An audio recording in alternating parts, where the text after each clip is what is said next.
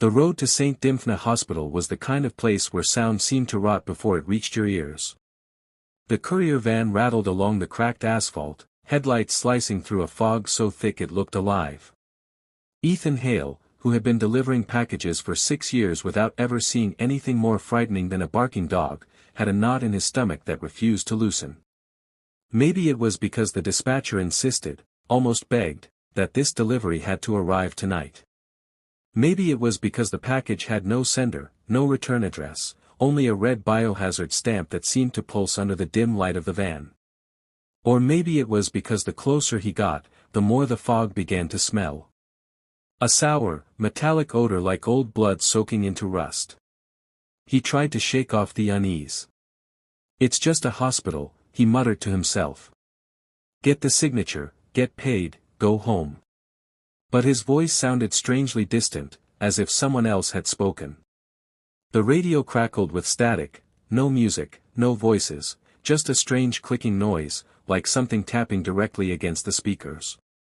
Ethan switched it off. The silence that followed was somehow worse.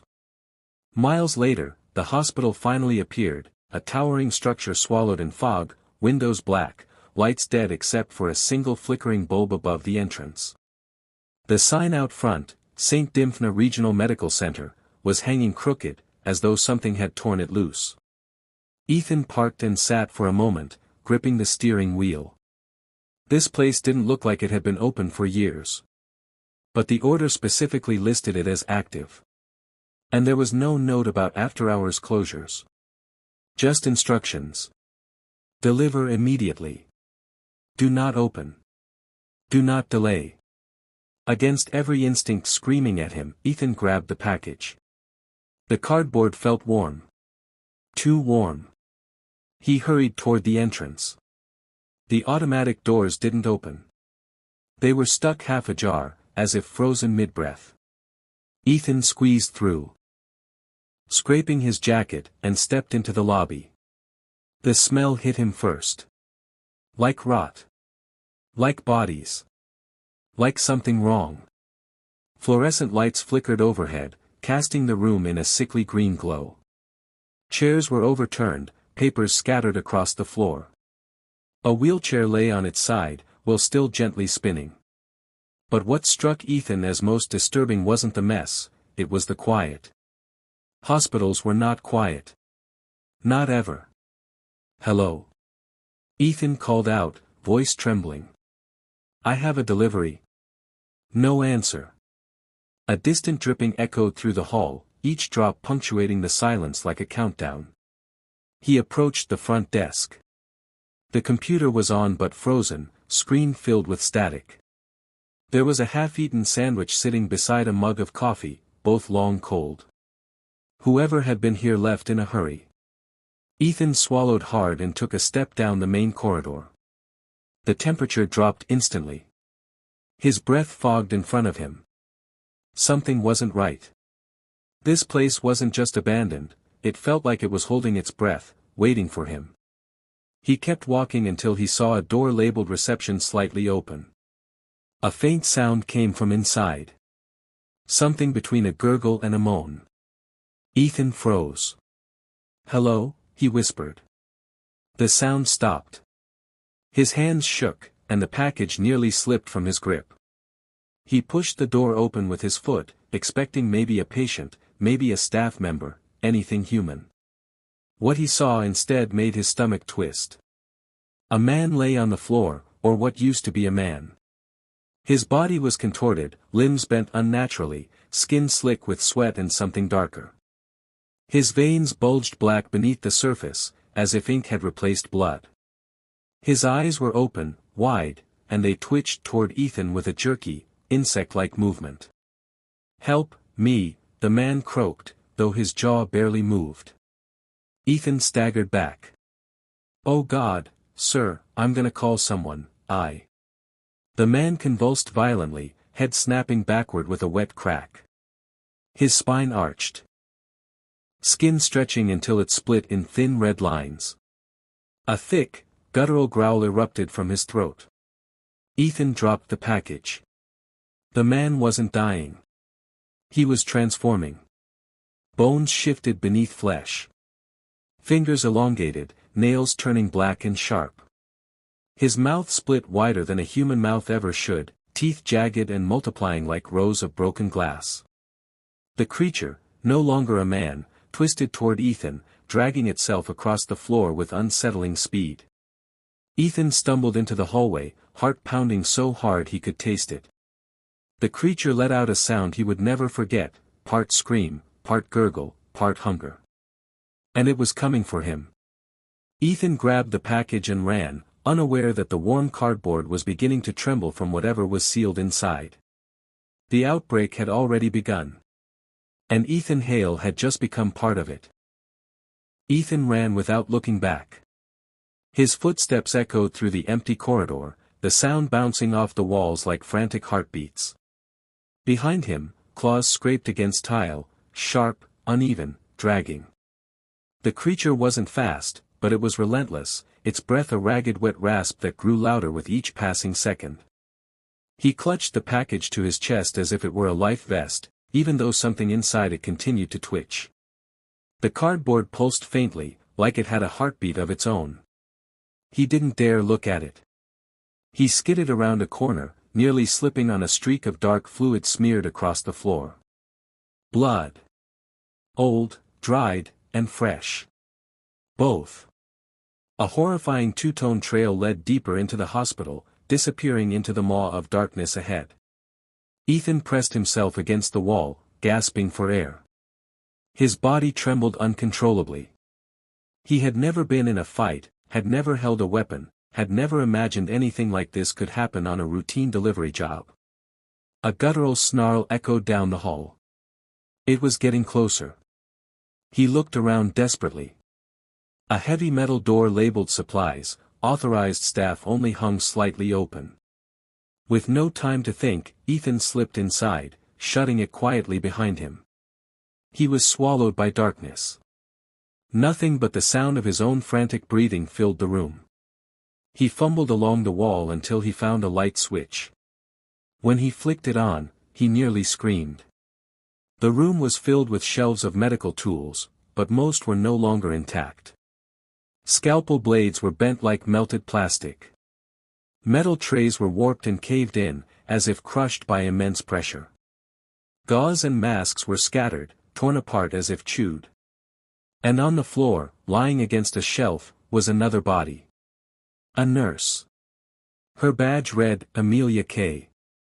Her face was twisted in terror, mouth frozen open, eyes wide and glassy. But it wasn't her expression that made Ethan back away, it was the enormous hole in her chest, as if something had burst outward rather than in. Jesus, Ethan whispered. His stomach lurched, bile rising in his throat. He knelt down despite the overwhelming fear, driven by a painful curiosity, or maybe a desperate need to know what he was dealing with. The wound wasn't jagged like a bite. It was smooth. Surgical. But far too large and too precise to be done by human hands. Something inside her had escaped. A scratching sound came from outside the supply room. The creature. It dragged itself along the hall, stopping right outside the door. Ethan's breath froze in his chest. He pressed his back against a cabinet, praying the thing couldn't open doors. The handle twitched. Ethan's heart slammed against his ribs. The handle slowly turned, then stopped. The creature sniffed loudly at the crack between the door and the frame, its breathing wet and irregular. Ethan could see its shadow moving, a long, corrupted silhouette stretching unnaturally across the tile. Then another noise broke through the hallway. A scream. Far away, but human. Someone else was alive. The creature let out a grunt and skittered away, drawn toward the sound. Ethan didn't wait. He grabbed the only thing resembling a weapon, a rusted metal bone saw, and slipped back into the hallway. The distant scream echoed again, followed by a crash. It came from the direction of the emergency ward. Hold on, Ethan muttered to himself. Don't die. I'm coming. He didn't know why he said it. Maybe he couldn't stand the idea of being alone in this nightmare. As he approached the emergency ward, the lights flickered wildly, casting fractured shadows across the walls. The air reeked of blood and something chemical, like disinfectant boiled into acid. The doors were jammed open, scratched with deep grooves. Inside, a man in a lab coat was backed into a corner, swinging a broken four-pole at the creature as it lunged at him. The mutated thing was worse up close, skin hanging in ribbons, bones jutting out at crooked angles, its jaw unhinged too far. Every movement was wrong. "Hey!" Ethan yelled before he could stop himself. The creature twisted toward him instantly. The scientist's eyes widened. "No. Don't draw its attention." But it was too late. The creature hurled itself at Ethan with horrifying speed. Acting on pure instinct, Ethan swung the bone saw. The rusted blade connected with the creature's skull with a sickening crack. It reeled back, shrieking, part of its jaw ripping loose. Black fluid sprayed across the floor. The scientist seized the moment and drove the four-pole straight through the creature's throat. It let out a choking snarl, convulsed violently, and collapsed in a heap. Ethan stood frozen, chest heaving. The scientist wiped sweat and blood from his face. "You shouldn't be here," he said, voice trembling. "God, you have no idea what's happening, do you?" Ethan shook his head.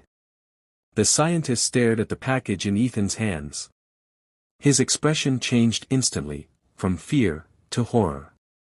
"Please tell me that's not what I think it is," he whispered. Ethan swallowed hard. "I'm just the courier." For a long moment, the scientist just stared at the package clutched in Ethan's hands, his face draining of color as if the cardboard itself radiated something poisonous. "Put it down," he whispered. Ethan blinked. "What? Why? Put it down. Now." The man shouted so sharply that Ethan flinched. His fingers loosened, and the box thudded onto the floor, giving off a faint, disturbingly organic, shiver. The scientist staggered back, running a trembling hand through his sweat-soaked hair. This can't be real. They actually sent it here. They actually moved it." Ethan swallowed hard. "Sir, I'm just the courier. I don't know what's inside. Look, I didn't sign up for any of this." "No. You didn't." The scientist's voice cracked, a mixture of guilt and terror. "But now you're in it, whether you want to be or not." The emergency ward hummed with failing lights, each flicker making the shadows jump.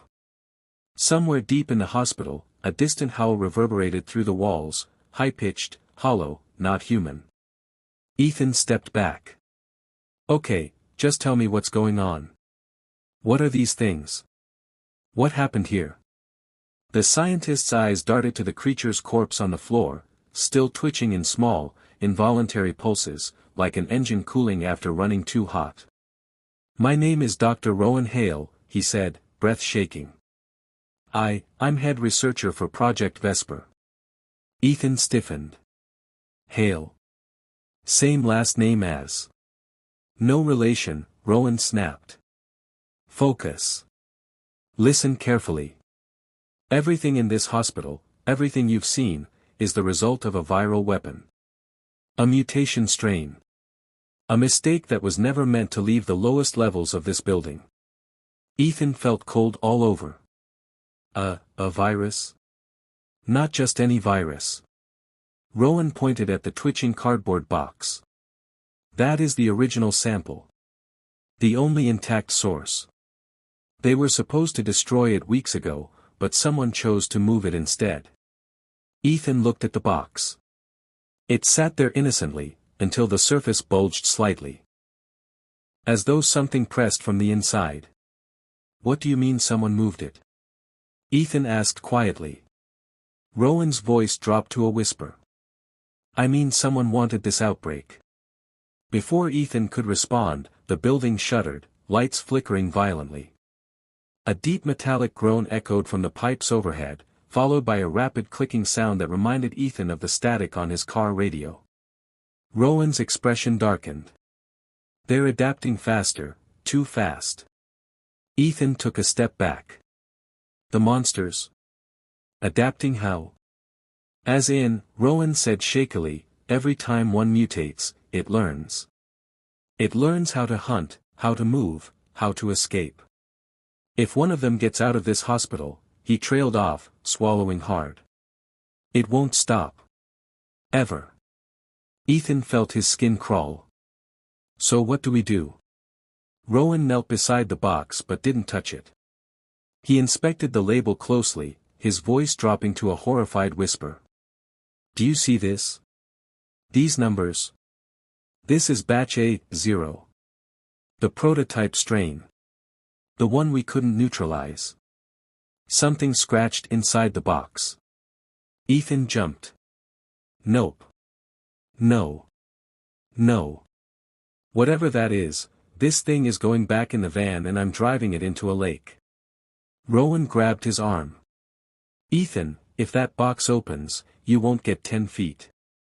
Suddenly, a heavy crash echoed from the hallway outside the emergency ward. Something slammed against the wall, hard enough to knock dust loose from the ceiling.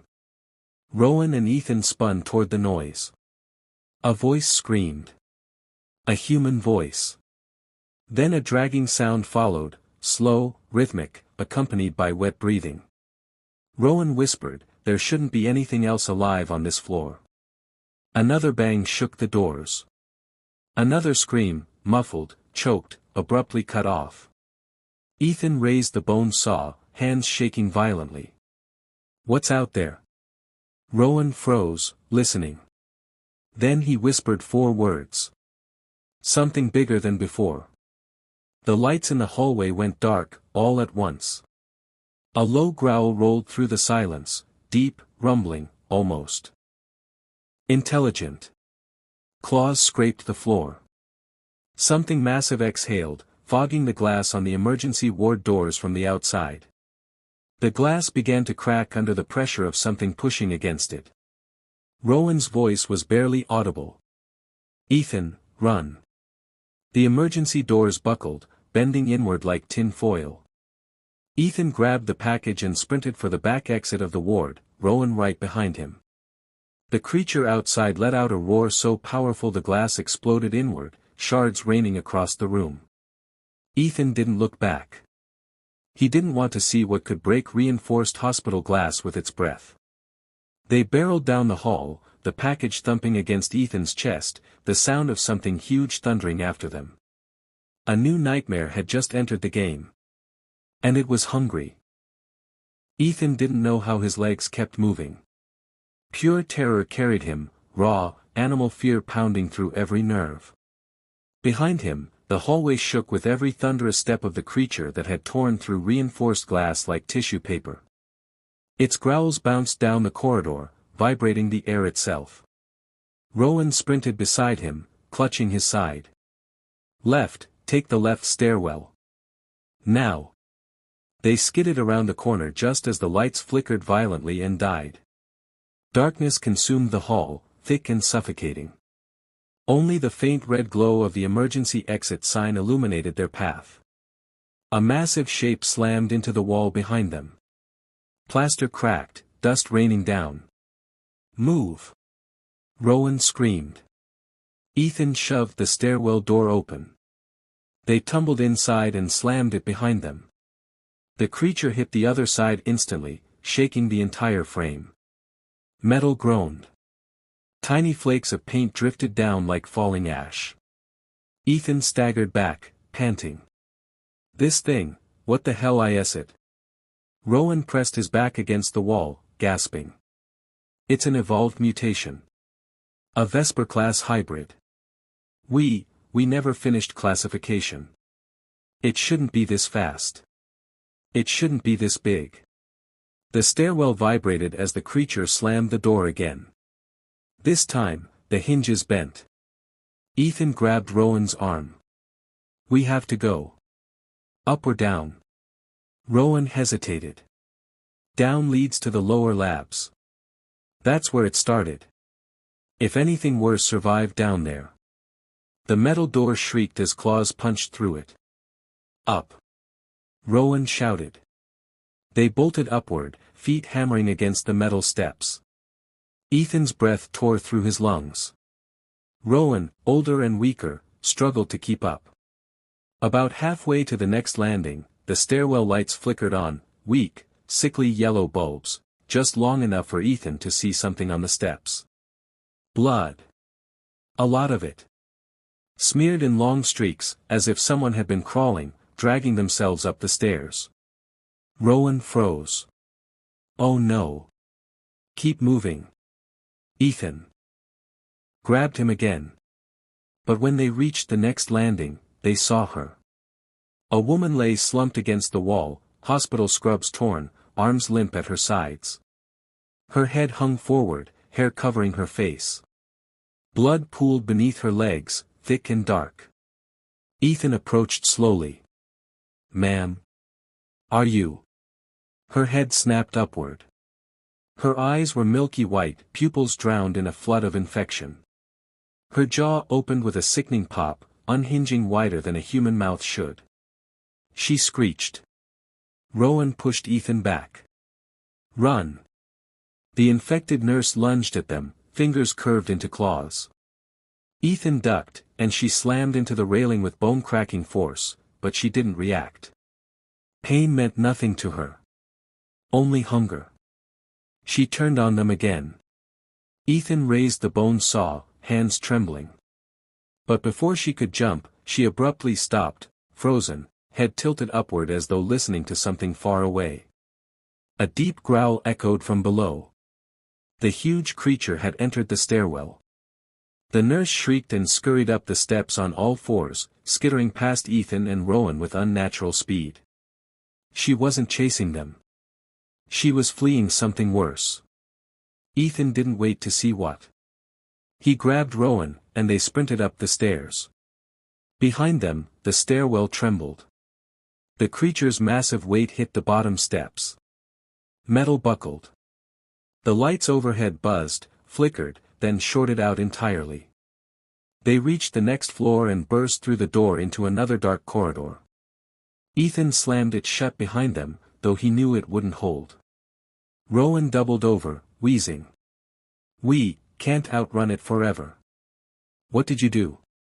Ethan snapped. "What did you people create?" Rowan glared weakly. "You think I wanted this?" "We were trying to engineer a regenerative compound, rapid healing. Military contract. They rushed development. Ignored warnings. The virus mutated faster than we could study it. And now this hospital is full of monsters." Rowan nodded grimly. "If even one gets out, the city is done." Before Ethan could respond, a loud intercom buzz crackled through the hallway's speakers. A voice, distorted, glitching, whispered through the static. "Room 414, if anyone is alive, get to room 414, hurry." Ethan's blood ran cold. Who was that? Rowan looked terrified. "I don't know. But room 414 is on this floor." The intercom flickered again, this time accompanied by a faint, muffled banging somewhere down the hall, as if someone was pounding desperately on a door. The lights flicked twice, then flared to life. At the far end of the corridor stood a line of patients. Dozens of them. All facing the same direction. All unmoving. All staring straight at Ethan and Rowan with empty, dead eyes. They weren't screaming. They weren't attacking. They were waiting. Rowan whispered, This isn't right. They don't behave like this." Ethan lifted the bone saw with shaking hands. From behind the group of infected, a door swung open. And a voice whispered from the darkness. "Come closer, you brought it, didn't you?" Ethan's grip tightened. Someone, or something, knew exactly what was inside his package. And it wanted him to come closer. Ethan felt something cold coil around his spine as that voice drifted through the darkened hallway. It didn't sound entirely human, too soft, too smooth, too calm for a place dripping with blood and terror. The line of infected patients didn't move. They stood shoulder to shoulder, silent, swaying ever so slightly, as if an invisible thread connected them all. Rowan grabbed Ethan's arm. "Don't go near them. They're not behaving independently. They're being guided." "Guided by who?" Ethan hissed. As if in answer, the door to room 414 creaked wider. A faint sliver of pale yellow light leaked out across the floor. A shadow shifted behind it, tall, thin, long-limbed. And the voice came again. "Ethan, courier, come to me." His stomach dropped. "How the hell does it know my name?" Rowan's expression hardened. "Because whatever is in that room is connected to the virus. It can sense you. It can sense what you're carrying." The package in Ethan's hands throbbed gently, like a heartbeat. Rowan swallowed. "We need to get away from here. Now." Ethan nodded numbly. The two of them moved backward slowly, step by step, keeping their eyes on the mass of infected patients. None of the creatures reacted. None advanced. They simply watched. But as they retreated, Ethan realized something horrifying. Every infected patient's head turned at the exact same moment. One precise, synchronized motion. They were not individuals. They were one mind. Ethan's breath caught. "Jesus, they're all connected." "Yes," Rowan whispered. "To the central host. Which is in room 414. Rowan shook his head. "The host isn't trapped in that room. It's calling from inside it. Those are two different things." The temperature in the hallway dropped abruptly. Ethan's fingertips tingled from the cold. His breath misted in front of him in thin, white clouds. Then something whispered near his ear, too close. "Don't run. I can feel your fear." Ethan spun around. No one was behind him. Rowan grabbed his shoulder. "This floor is compromised. It's establishing cognitive influence. If we stay here, we'll lose our minds." A loud, sickening snap echoed behind the row of standing patients. Something large shifted in room 414, pushing against the half-open door. A long, spindly hand, too skeletal, too pale, slid along the door frame. Ethan froze. Rowan yanked him. "Move." They bolted down the opposite direction of the hall. Behind them, the synchronized row of infected finally reacted, heads snapping toward the sound of their footsteps. Their bodies stiffened. Some began to tremble. Some drooled. One screamed without moving its lips, a hollow howl pushed from somewhere deep inside its chest. They were waking up.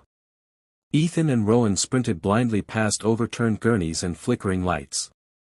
The floor was slick with drying blood and scattered scalpels. A wheelchair rolled across their path, pushed by some unseen force. Rowan pointed. "Through that door, now." They lunged into a diagnostics room. Ethan slammed the door shut. Rowan immediately grabbed a metal cabinet and shoved it in front of the frame. More equipment followed, monitors, trays, a rolling stool, anything to slow the infected down. Then, silence. Only their harsh, ragged breathing filled the room. Ethan leaned back against the counter, shaking.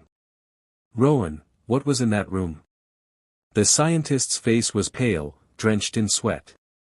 "Room 414 is where we kept one of the anomaly subjects.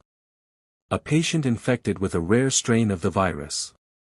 One that didn't break down the host brain, but amplified it." "Amplified?" Ethan asked. Rowan nodded slowly. "The virus created a hypercognitive mutation. It expanded neural capacity. Heightened awareness. Increased telepathic influence." Ethan stared at him. "You're telling me one of the monsters is psychic?" Rowan swallowed hard. "Not psychic. It's evolved into a network node. Its mind connects every infected host into a single consciousness. Like a hive. Yes, Rowan said. And that voice? That intelligence? That awareness? He pointed toward the blocked door. It belongs to the hive mind. Ethan felt sick. Why did it call me? Why does it want me? Rowan looked at the package. The prototype strain, the alpha variant, the one you're holding. It's what created the hive mind in the first place. It needs it. It wants it returned. Ethan's grip tightened around the box. It beat once, hard, like a fist punching the cardboard from the inside. Rowan backed away. Ethan, the virus is responding to the host. Before Ethan could reply, something slammed against the diagnostics room door. Not a human-sized something. Something huge. The cabinet bent inward. The top drawer popped open from the force. A low, resonant moan echoed from the hall outside, deep, monstrous. Ethan whispered, "It followed us." Rowan shook his head slowly. "No. That's not the big one from the stairwell." The door groaned as claws pierced through the metal. "This is something worse." The final claw punched through, groping the air. Something outside whispered. "Courier, open the door." The claws wriggling through the metal door groped blindly at the air, long, jointed, trembling with anticipation. They weren't like the mutated fingers Ethan had seen earlier. These were segmented, like the legs of some massive insect fused with human bone. A thick, black secretion dripped from the tips, sizzling when it hit the floor. Ethan stumbled backward, almost tripping over a fallen heart monitor. "Rowan, that's not from this world." Rowan's voice shook. "It was once." Another slam rocked the door. The metal dented inward, and the cabinet blocking it groaned. Ethan could hear deep, rhythmic breathing from the hallway, a monstrous effort to inhale through lungs that were far too large for the body they belonged to. Something scraped against the floor, dragging. Heavy, deliberate. Ethan whispered, "What is that thing?" Rowan's answer was barely audible. "A receiver." Ethan frowned. What?" Rowan backed toward the far wall. When the hive mind evolved, it created two types of infected. The drones, those empty-eyed things connected to its thoughts. And receivers, those capable of amplifying its signal. They broadcast its intent, its will, its commands. The claws jerked violently, ripping more metal from the door. The cabinet slid across the floor an inch. Ethan's voice cracked. "Are you saying that thing is some kind of walking antenna?" Rowan nodded shakily. "And if it finds you, the hive mind finds you." The door creaked again. A low hum vibrated through the room, so deep Ethan felt it more than heard it. His vision blurred momentarily. A sharp ringing pierced his ears. Rowan grabbed his head. "It's transmitting." Ethan dropped to one knee as the hum intensified. His thoughts tangled. Panic surged. For a split second, he thought he heard a voice inside his skull. "Ethan, don't resist." He shook violently. "Get out of my head." He slammed his fist against the wall, grounding himself. Rowan staggered toward a supply locker and yanked it open. "Help me. We need something, anything, to break the signal." Ethan fought the vertigo and joined him. They tore through bags, jars, instruments, until Rowan pulled out an old, heavy lead apron, the kind used during X-ray scans. Rowan gasped. "Lead blocks radiation. It might dampen the signal." "From a virus?" Ethan asked. "It's worth a try." The receiver slammed the door again, harder. The cabinet slid several inches. The hinge snapped partially, the metal twisting like clay. The claws withdrew briefly, and then returned, multiplied. 7. 8. Maybe more. Rowan threw the lead apron around Ethan's torso, wrapping it desperately, tying it with surgical tubing. The hive mind wants that package. You're carrying the original strain. You're its priority. The hum intensified. Ethan felt warmth building in the package, hot enough to burn. He hissed and nearly dropped it. Rowan's eyes widened. It's responding to the signal. The alpha strain is waking up. Before Ethan could process that, a crack ripped through the diagnostics room door as an entire section of metal peeled outward, like the creature was tearing through foil. A single eye peered through the opening. It was enormous. Too large for any normal skull. It rotated, scanning the room with mechanical precision. No eyelid. No blinking. Just a glossy, oversized orb that darted independently in every direction, like a surveillance camera fused into flesh. Ethan felt bile rise in his throat. Rowan pushed him behind a cart. Don't move. The eye fixed on the room, then slowly rolled upward, as if searching for something above their heads. Rowan whispered frantically, "Stay behind me. Don't let it get a clear line of sight to the package." But Ethan wasn't listening. He heard something else. A faint vibration from the package, almost like words. Closer, closer. He clutched his head. "Rowan, it's trying to talk to me." Rowan paled. "That means the hive mind is locking onto you. We don't have seconds, we have moments before every infected on this floor converges on this room." Ethan looked at the buckling door. "We need to get out of here." Rowan nodded. "There's an emergency maintenance chute on the far wall. It leads down 2 floors. It might be our only chance." Ethan darted toward the chute, but the receiver must have sensed movement. Its massive claws plunged deeper through the door, tearing another plate clean off. The entire room shook as it forced its way inside. One arm. Then a second. Then a third, each grotesquely different from the last. The receiver was a patchwork of limbs, human, animal, insectoid, stitched together by viral mutation. Ethan yanked open the maintenance chute door. "Rowan, now." Rowan sprinted, limping, breath ragged, and reached the chute just as the receiver's grotesque head forced itself through the doorframe. Its jaw split open sideways. Rows of mismatched teeth clicked like a typewriter. Rowan shoved Ethan in first. "Go." Ethan slid down, gripping the package tight as the chute rattled around him. Above, Rowan screamed. The receiver roared. Metal tore. Bones cracked. And then Rowan's voice, one last time, echoed down the chute. "Get out before it finds you." Then silence.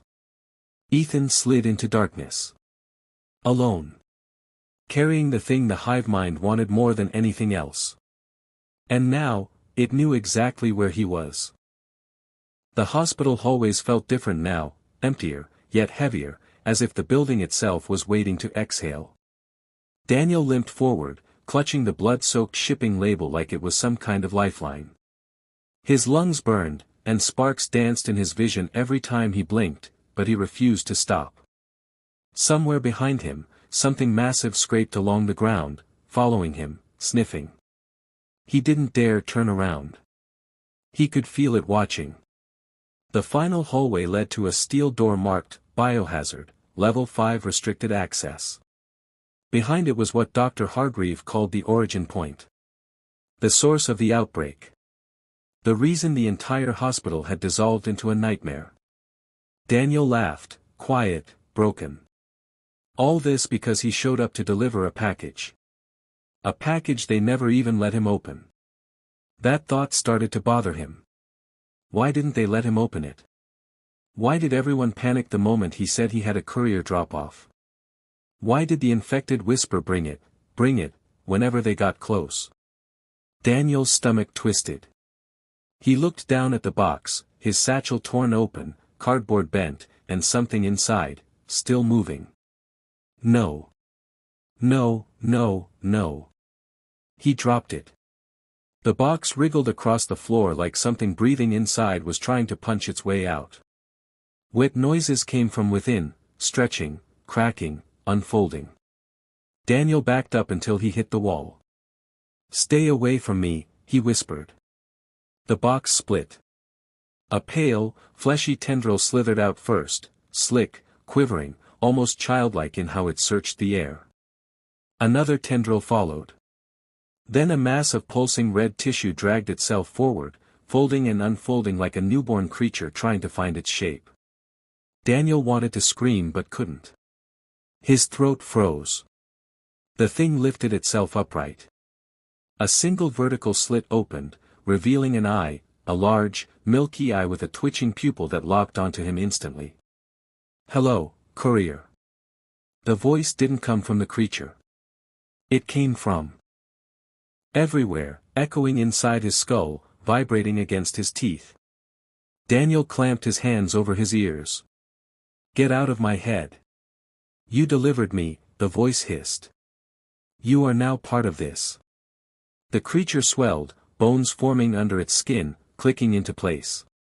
Limbs burst outward, 1, 2, 3, 4, each ending in barbed hooks. It grew taller, broader, more monstrous with every heartbeat. And from the hallway behind him, another growl answered it. The massive thing that had been following Daniel lumbered into view, a towering abomination of melted muscle and exposed ribs, its face split into 4 quadrants of dripping teeth. It sniffed the air, found Daniel, and roared. But the two monsters didn't attack each other. They bowed. Daniel's veins iced over. He was the delivery boy. They were waiting for the package. And he had brought their new king. The newborn creature turned to him again. "Come, courier, you helped birth me. You deserve to witness the awakening. I'm not part of this." Daniel shouted, stumbling backward toward the biohazard door. "I just wanted to drop something off." The door wouldn't open. No keypad, no handle. Just biometric scan. The monster behind him, the larger one, dragged its claws along the floor, closing in. Daniel spun around desperately, slamming his palm onto the scanner. A red light. Access denied. "No, please, open." He slammed again. And again. The newborn creature stood inches from him now, its milky eye at his eye level, its breath cold enough to burn. "You were chosen because no one notices the courier," the voice whispered inside him. "No one searches the packages you carry. No one checks your cargo. You walk through every building, every border, every locked gate, unseen." Daniel shook violently. "We chose you long before you ever arrived," the voice continued. "You are the first. But not the last." The scanner beeped. Daniel looked down. His bloody handprint smeared across the glass. Access granted. The steel door slid open. A blast of cold air hit him, followed by rows of suspended pods, each containing a fleshy mass identical to the creature he had delivered. Hundreds of them. Maybe more. Waiting. Growing. Daniel collapsed to his knees. "Oh God, what did I bring here?" The creature stepped beside him, lowering its head to his shoulder like a parent consoling a child. "Not the end," it whispered. "Only the beginning. Deliveries must continue." Behind him, the larger monster seized Daniel's arms. He screamed. But the newborn creature gently shushed him. "You will make a perfect host for distribution." And as the door slid shut, Daniel realized the horror wasn't that he delivered the package. The horror was that the package had chosen him.